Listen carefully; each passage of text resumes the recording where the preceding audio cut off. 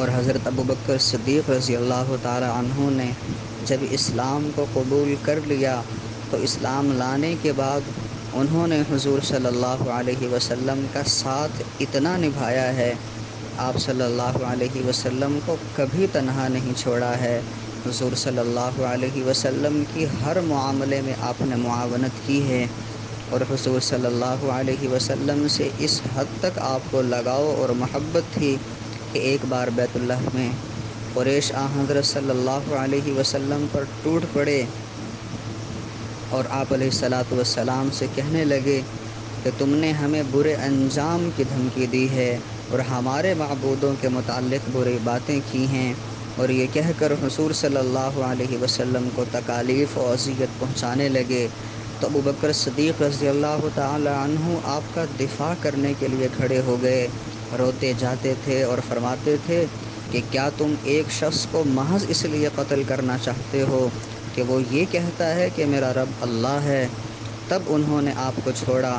حضرت ابوبکر رضی اللہ تعالی عنہ معروف مالدار تاجر تھے۔ نبی کریم صلی اللہ علیہ وسلم کے بعثت کے وقت ان کے پاس 40,000 درہم تھے، اسی میں سے غلام خرید کر آزاد کیا کرتے تھے اور مسلمانوں کو قوت پہنچایا کرتے تھے۔ ایک روز دیکھا کہ نو مسلم بلال کو ان کے آقا نے کڑی دوپہر میں تپتی ریت پر لٹایا اور سینے پر بھاری پتھر رکھ کر کہا کہ اسلام چھوڑنے کا اعلان کرو ورنہ ایسے ہی مار ڈالوں گا۔ تو حضرت ابوبکر رضی اللہ تعالی عنہ نے انہیں فوراً مہنگے داموں خرید کر آزاد کر دیا۔ اسی طرح حضرت عامر بن فہیرہ رضی اللہ تعالی عنہ کو بھی خرید کر نہ صرف آزاد کیا بلکہ اپنی بکریاں چرانے کی ملازمت بھی دے دی۔ ہجرت کے بعد 5,000 درہم لے کر مدینہ پہنچے تو وہاں بھی یہ پیسے اسی طرح کے کام میں لایا کرتے تھے۔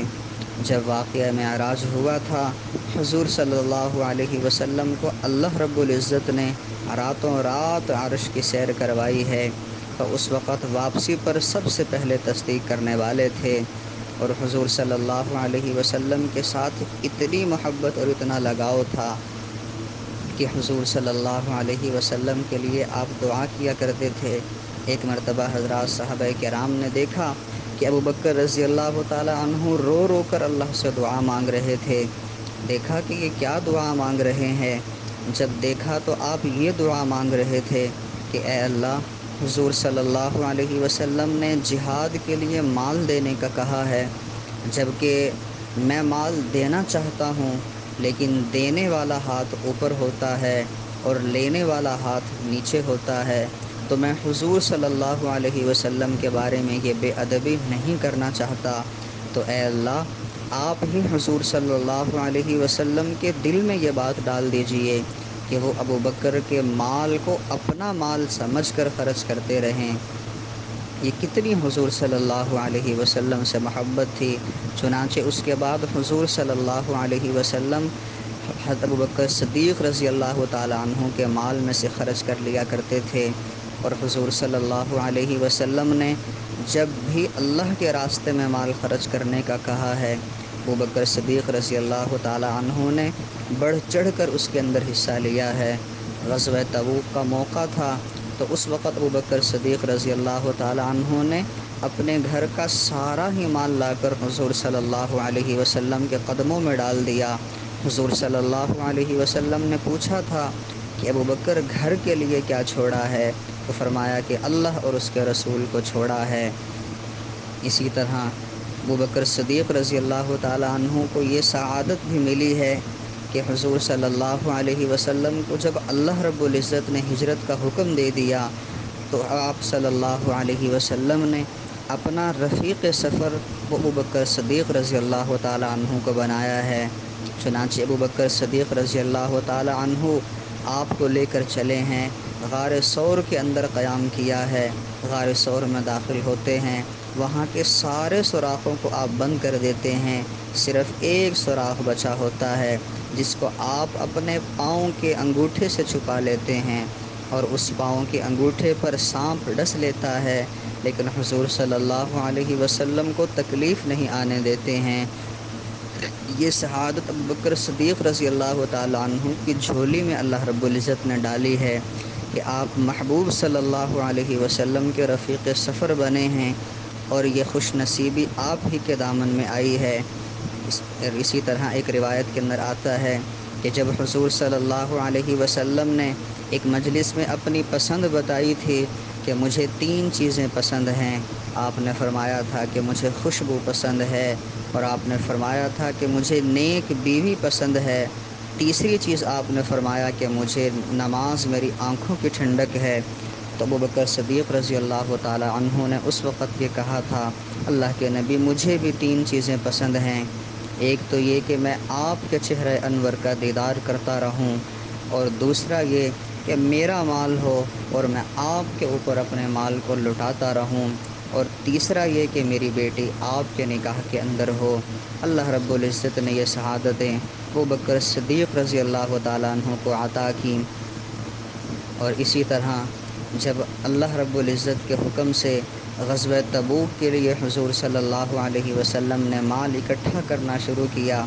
ابوبکر صدیق رضی اللہ تعالیٰ عنہ نے جب اپنا سب کچھ دے دیا اور ٹاٹ کا لباس اپنے جسم پر پہن لیا تھا، اللہ رب العزت نے حضرت جبرائیل علیہ السلام کو بھیجا۔ جبرائیل علیہ السلام آئے تو آ کر دیکھا، حضور صلی اللہ علیہ وسلم نے دیکھا کہ جبرائیل علیہ السلام نے بھی ٹاٹ کا لباس پہنا ہوا ہے۔ پوچھا، جبرائیل یہ تم نے کیا پہنا ہے؟ تو حضرت جبرائیل علیہ السلام نے کہا کہ اے اللہ کے نبی صلی اللہ علیہ وسلم، آج صرف میں نے نہیں بلکہ آسمان کے سارے فرشتوں نے اللہ کے حکم سے یہ ٹاٹ کا لباس پہن رکھا ہے۔ فرمایا وجہ کیا ہے؟ کہ آج ابوبکر رضی اللہ تعالیٰ عنہ نے ٹاٹ کا لباس پہنا ہے۔ اللہ رب العزت کو یہ عمل اتنا پسند آیا ہے کہ اللہ رب العزت نے سارے فرشتوں کو یہ حکم دے دیا ہے، اور اللہ رب العزت نے ابوبکر کے لیے سلام بھیجا ہے کہ جاؤ اور ابوبکر کو میرا سلام دو، اور اس سے پوچھ لو کہ ابوبکر کیا تو مجھ سے اس حال میں راضی ہے؟ چنانچہ حضور صلی اللہ علیہ وسلم نے جب یہ پیغام حضرت ابوبکر صدیق رضی اللہ تعالیٰ عنہ کو دیا تو ابوبکر صدیق رضی اللہ تعالیٰ عنہ کی آنکھوں میں آنسو آ گئے کہ اللہ رب العزت نے میرے لیے سلام بھیجا ہے اور مجھے یہ کہا ہے کہ تو اس حال میں مجھ سے راضی ہے۔ اللہ رب العزت نے ابوبکر صدیق رضی اللہ تعالیٰ عنہ کو بہت ہی اعلیٰ مقام کے لیے چنا ہے۔ حضور صلی اللہ علیہ وسلم کے ساتھ ساتھ رہے ہیں، اور بالکل معیت کا جو مقام ہوتا ہے وہ اللہ رب العزت نے آپ کو عطا فرمایا ہے۔ حضور صلی اللہ علیہ وسلم کہا کرتے تھے کہ میں نے زندگی میں سب کے احسانات کا بدلہ دے دیا ہے، لیکن ابوبکر کے احسانات کا بدلہ میں نہیں دے سکتا ہوں۔ اللہ رب العزت ہی ابوبکر کے احسانات کا بدلہ دیں گے۔ چنانچہ جب کل قیامت کا دن ہوگا، اللہ رب العزت میدان عدالت لگائیں گے، میدان محشر لگا ہوا ہوگا، اللہ رب العزت بڑے جلال کے اندر ہوں گے۔ حدیث پاک کے اندر آتا ہے کہ اس وقت اللہ رب العزت کو اتنا جلال ہوگا کہ اس سے پہلے اللہ رب العزت نے کبھی اتنا غصہ نہ کیا ہوگا، اور اس کے بعد کبھی اتنا غصہ نہ فرمائیں گے۔ اس وقت بڑی وحشت و دہشت کا عالم ہوگا، انبیاء بھی اس وقت نفسی نفسی پکار رہے ہوں گے، لیکن اس وقت اللہ رب العزت حضور صلی اللہ علیہ وسلم کو جب سجدے کے اندر دیکھیں گے، لوگ سفارش کے لیے مختلف انبیاء کے پاس جائیں گے لیکن کوئی سفارش نہ کر سکے گا، تو حضور صلی اللہ علیہ وسلم سجدہ ریز ہو جائیں گے، لمبا سجدہ کریں گے اور اللہ رب العزت کی بہت تعریف کریں گے۔ اس وقت اللہ رب العزت کہیں گے کہ اے محمد صلی اللہ علیہ وسلم، آپ سجدے سے سر اٹھا لیجئے، آج آپ جو مانگیں گے آپ کو عطا کیا جائے گا، اور جس کی آپ سفارش کریں گے اس کی سفارش کو قبول کیا جائے گا۔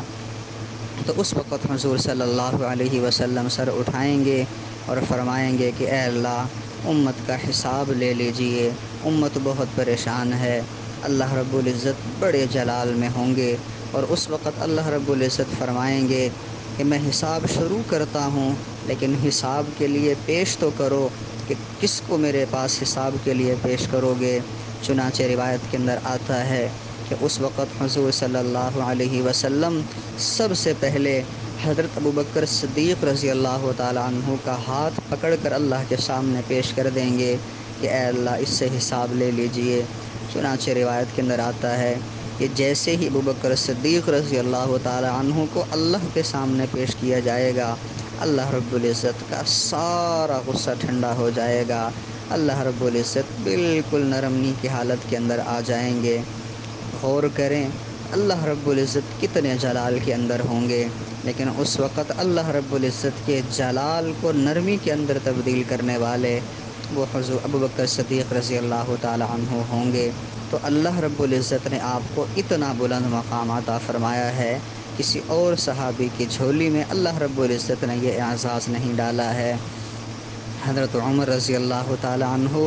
ساری زندگی یہ کوشش کیا کرتے تھے کہ میں کسی طرح سے ابوبکر رضی اللہ عنہ سے آگے بڑھ جاؤں اور نیکیاں ان سے زیادہ کما لوں، لیکن کبھی بھی وہ ایسا نہ کر سکے۔ جب کبھی آگے بڑھنے کی کوشش کرتے تھے تو آگے ابوبکر رضی اللہ تعالی عنہ کو پاتے تھے۔ چنانچہ اللہ رب العزت نے آپ کو اتنی فضیلت اور اعلیٰ مقام دیا ہے، اور حضور صلی اللہ علیہ وسلم کے دنیا سے پردہ فرمانے کے بعد جو پھر امت کی باغ ڈور سنبھالی ہے، اس وقت بہت پریشانی کے عالم میں تھے سارے لوگ، لیکن اس وقت اگر کوئی امت کی باغ ڈور کو سنبھالنے والا تھا، اگر کسی میں اس وقت صلاحیت تھی تو ابوبکر صدیق رضی اللہ تعالی عنہ ہی تھے، جنہوں نے حضور صلی اللہ علیہ وسلم کے بعد امت کی باغ ڈور کو سنبھالا ہے، خلافت کے مقام پر فائز ہوئے ہیں، اور آپ صلی اللہ علیہ وسلم کے بعد احسن طریقے سے آپ نے امت کے اس نظام حکومت کو چلایا ہے۔ اللہ رب العزت نے جب تک چاہا آپ سے خلافت کا کام لیا ہے، پھر چنانچہ اللہ رب العزت نے آپ کو 22 جمادی الثانی 13 ہجری بمطابق 23 اگست 634 عیسوی کو 63 برس کی عمر میں اپنے پاس بلا لیا۔ مدینہ منورہ کے اندر آپ نے وفات پائی ہے۔ اللہ رب العزت آپ کے درجات کو مزید بلند فرمائے، اور جو مقام اور مرتبہ اللہ رب العزت نے آپ کو عطا فرمایا ہے، اس کو اور زیادہ اللہ رب العزت آپ کے مقام کو بلند فرما دیں۔